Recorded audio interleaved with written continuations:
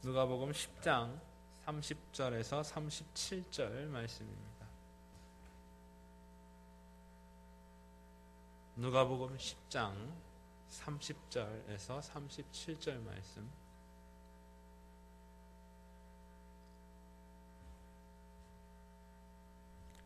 찾으셨으면 제가 봉독하겠습니다. 예수께서 대답하여 가라사대 어떤 사람이 예루살렘에서 여리고로 내려가다가 강도를 만나매 강도들이 그 옷을 벗기고 때려 거반 죽은 것을 버리고 갔더라.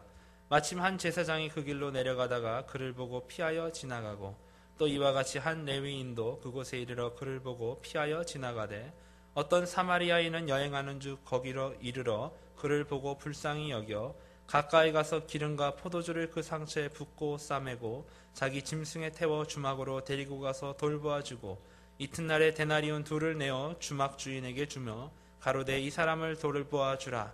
부비가 더 들면 내가 돌아올 때 갚으리라 하였으니 내 의견에는 이 세 사람 중에 누가 강도 만난 자의 이웃이 되겠느냐. 가로되 자비를 베푼 자니이다. 예수께서 이르시되 가서 너도 이와 같이 하라 하시니라. 아멘. 감사를 드립니다. 예수전을 쓴 르낭이라고 하는 프랑스 신학자가 있는데요. 누가복음서를 이제껏 쓰여진 성경 가운데 가장 아름다운 책이라고 극찬하면서 그 중에도 탕자의 비유, 선한 사마리아 사람의 비유는 그 최고봉을 이루고 있다. 그렇게 이야기를 했습니다. 오늘 본문의 상황은 예수님과 제자들이 갈릴리에서 사역을 하다가 이제 예루살렘으로 올라가는 과정 속에서 일어난 일입니다.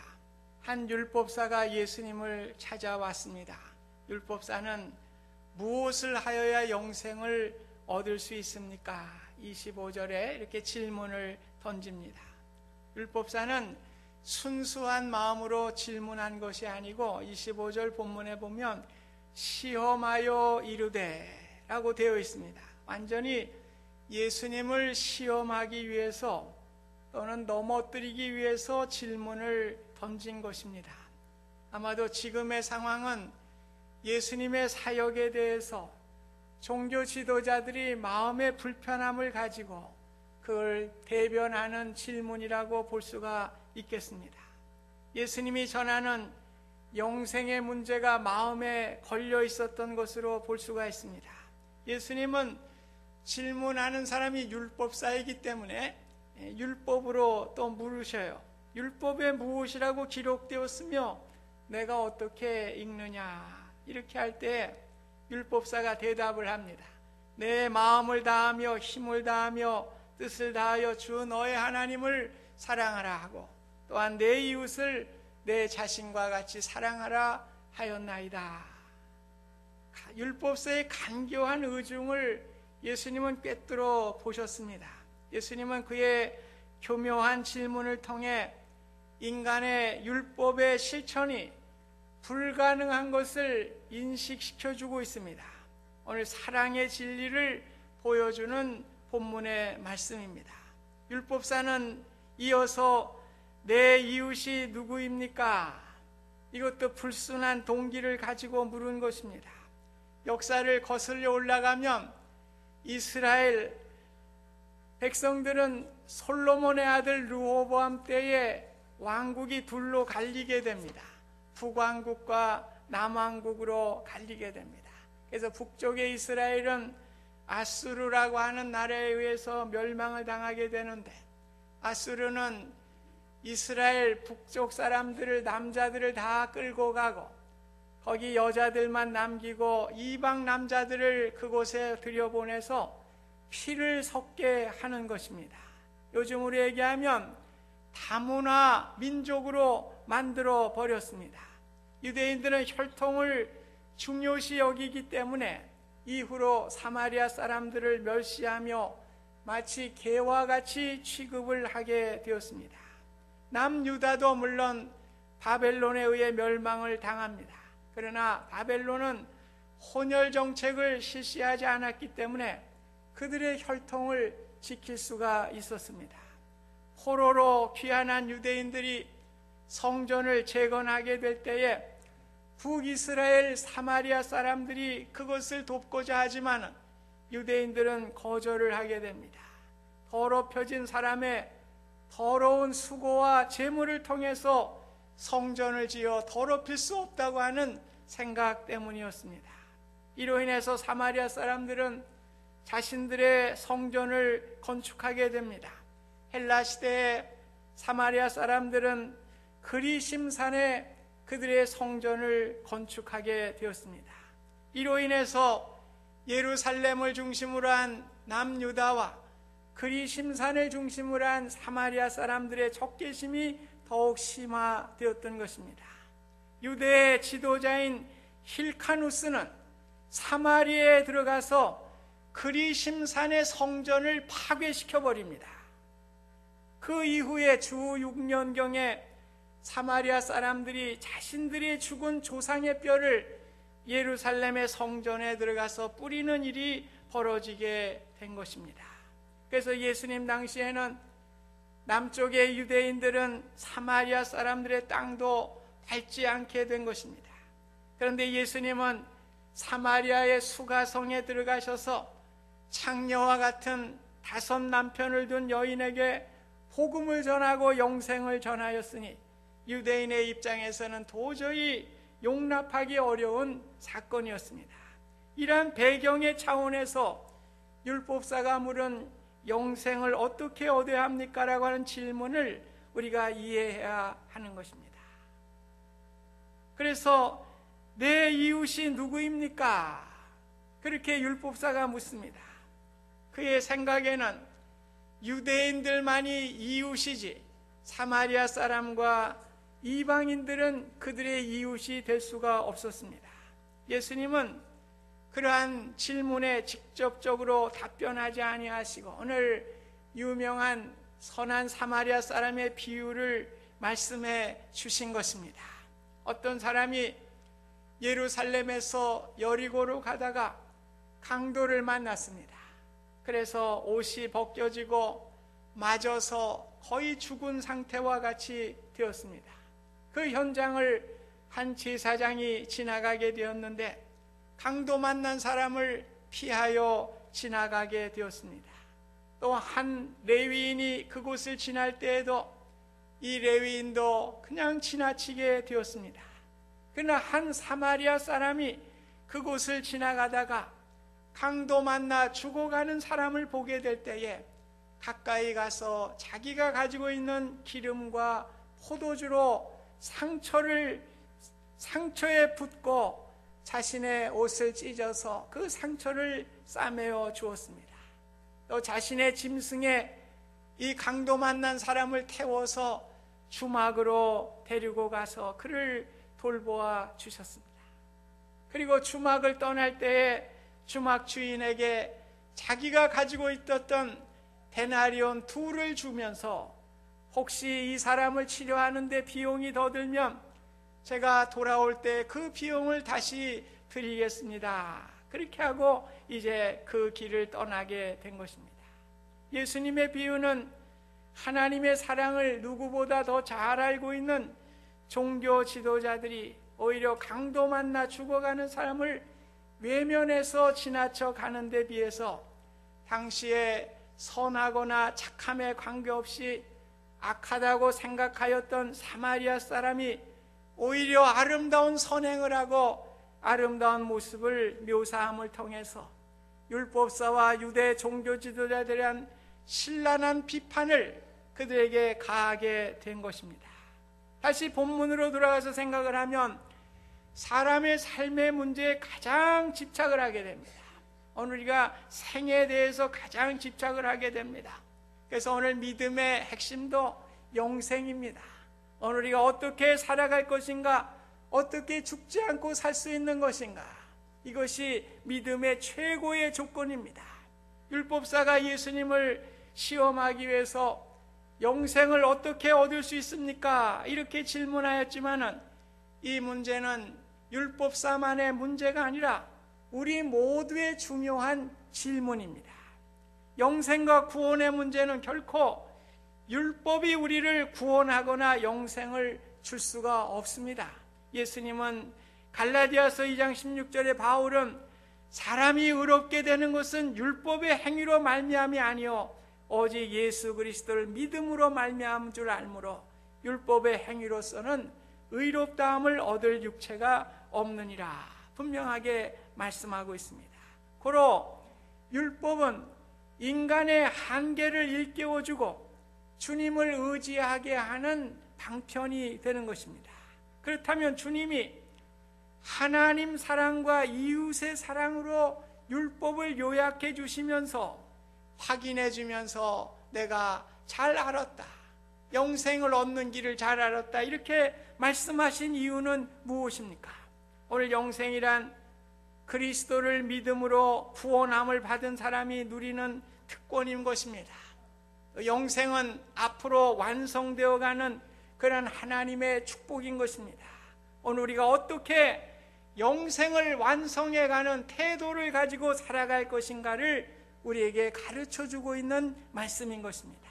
우리는 그리스도의 십자가의 희생과 사랑으로 구원함을 받았습니다. 고로 영생은 그리스도의 사랑을 깨닫고 그 사랑을 이웃과 나눔을 통해서 완성해 간다고 하는 사실을 말씀해 주고 있습니다.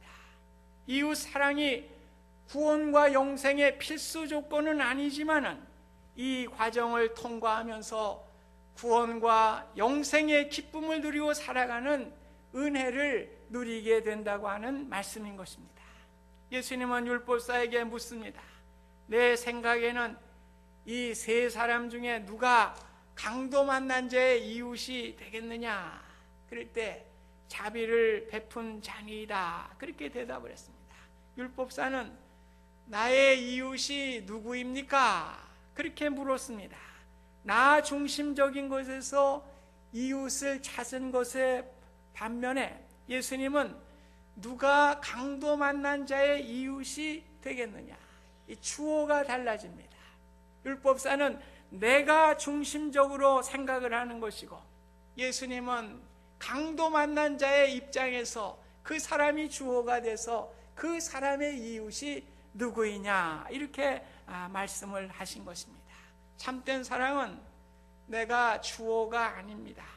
상대방이 주어가 되고 이웃이 주어가 되는 것이 바로 참된 사랑입니다. 그래서 제가 결혼하는 예비 신부 신랑들과 함께 보통 한 4주 같이 성경 공부를 하면서 그런 얘기를 합니다. 언더스탠딩에 대한 얘기를 꼭 합니다. 언더스탠딩은 뭡니까? 밑에 서서 이해하는 거예요. 밑에 서는 거예요. 그게 언더스탠딩입니다. 오늘 부부간의 관계도 내가 주어가 될 때에 거기에 싸움이 일어나게 되고 그것이 심하게 되면 이혼에 이르게까지 가는 것입니다. 오늘 언더스탠딩은 상대방의 밑에 서 있는 거예요. 그래서 상대방이 주어가 돼서 그것을 이해하게 되고 그 사람의 형편을 이해하며 바라보게 될 때에 오늘 거기에서 사랑이 이루어지게 되는 것입니다. 여러분, 부부라고 다 사랑이 아니에요. 그죠? 부부는 사랑해야지. 사실적인 거예요. 사실적인 거. 그러나 그렇지 못하면 그건 사실로 끝나는 거예요. 오늘 부부의 사랑은 밑으로 들어가서 이해할 때 거기에 진정으로 사랑이 이루어지게 되는 것입니다. 그래서 부부의 관계도 잘 생각해야 돼요. 사랑해야지 단계에 있으면 그건 부부가 아니요. 그 사람의 밑에 들어가서 이해를 할 때 그분은 진짜 부부가 되는 것입니다.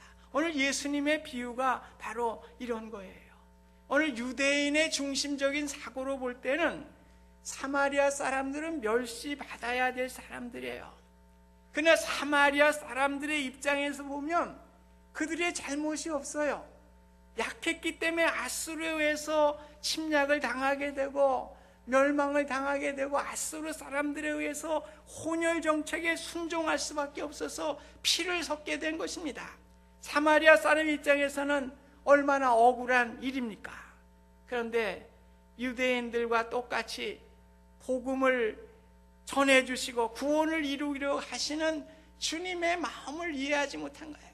내 입장에서 보는 거예요. 그러니까 그 사람의 입장이 아니고 너희들은 더러운 놈들이다, 상종할 놈들이 못 된다. 그러나 예수님은 사마리아 사람의 사이드에서 이해하게 될 때에 그 사람들이 불쌍한 것이죠.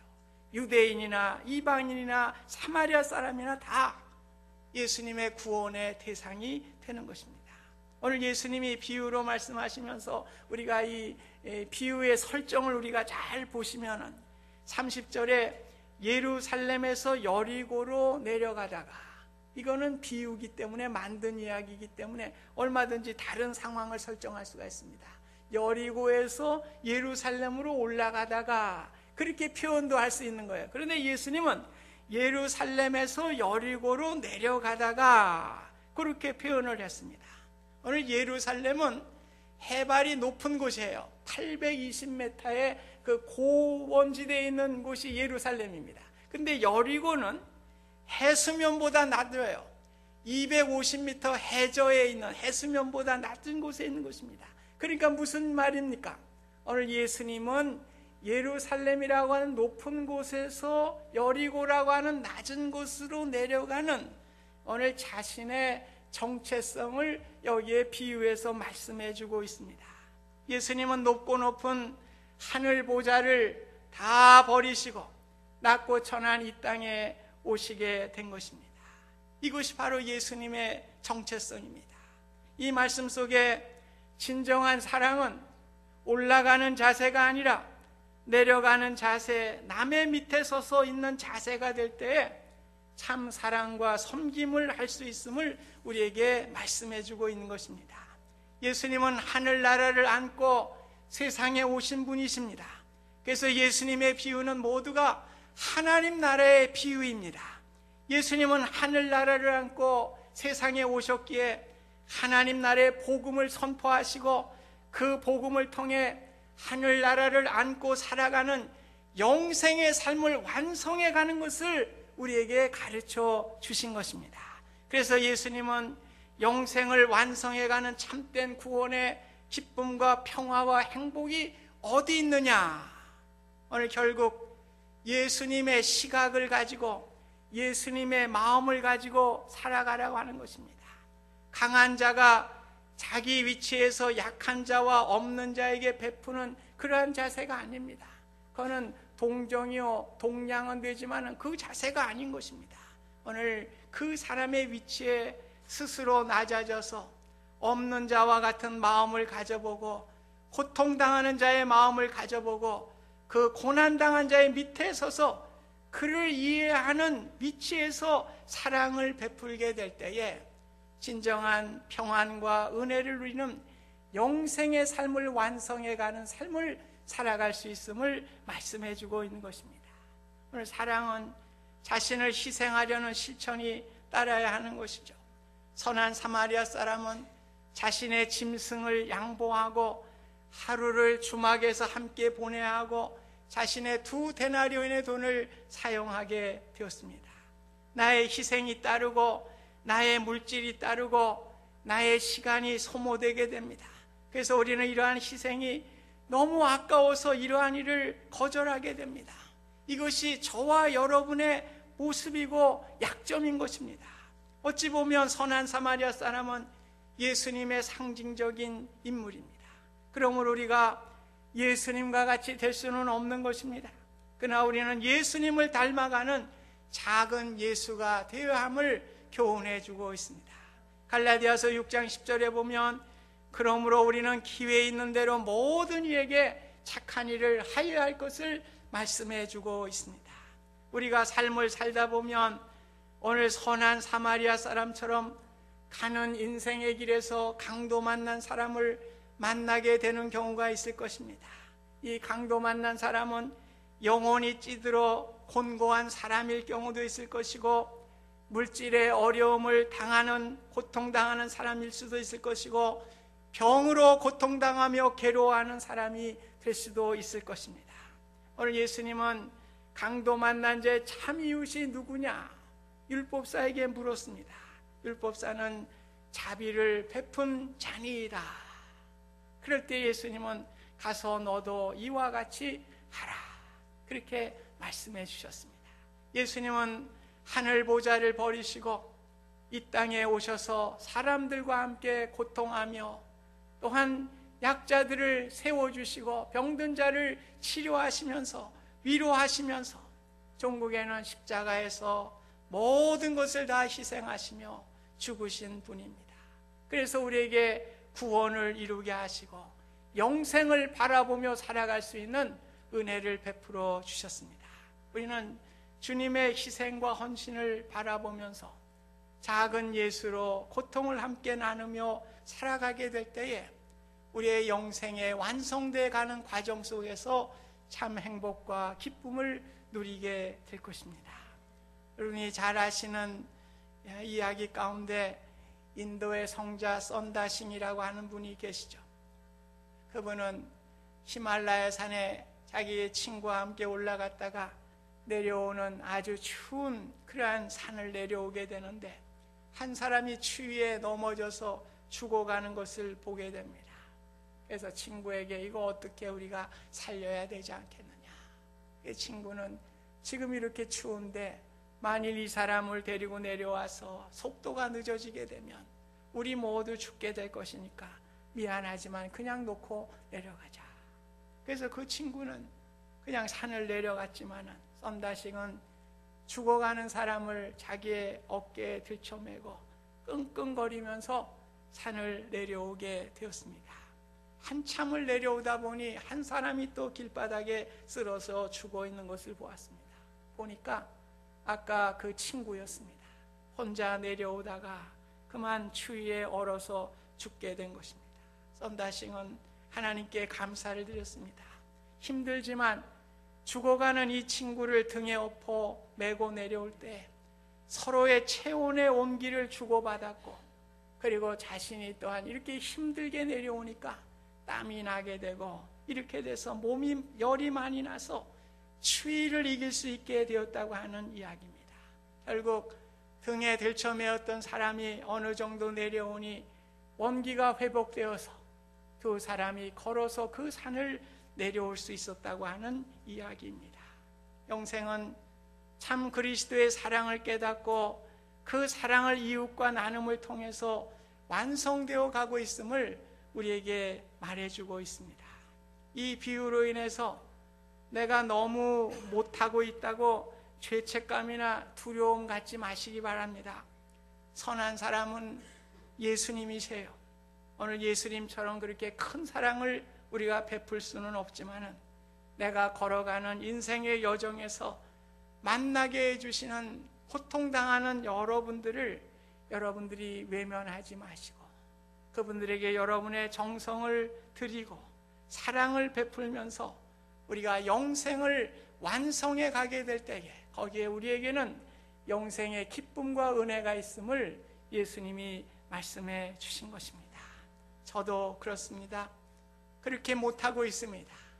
오늘 회개하면서 참으로 인생의 여정 가운데 강도 만난 자를 우리가 긍휼히 여기고 그를 위해서 우리가 사랑을 베푸는 아름다운 삶을 통해서 참으로 우리가 주님이 주신 영생의 기쁨과 은혜를 누리며 완성해 갈 수 있는 우리 모두가 되실 수 있기를 주님의 이름으로 축원드립니다. 감사하신 하나님 아버지,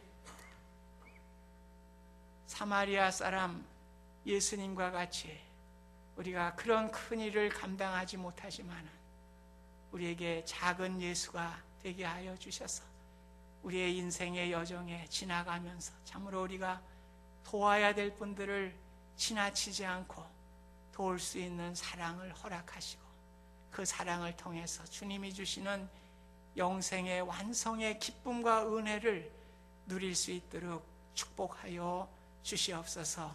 예수님의 이름으로 기도하옵나이다. 아멘. 우리 다 같이 일어서셔서 505장 우리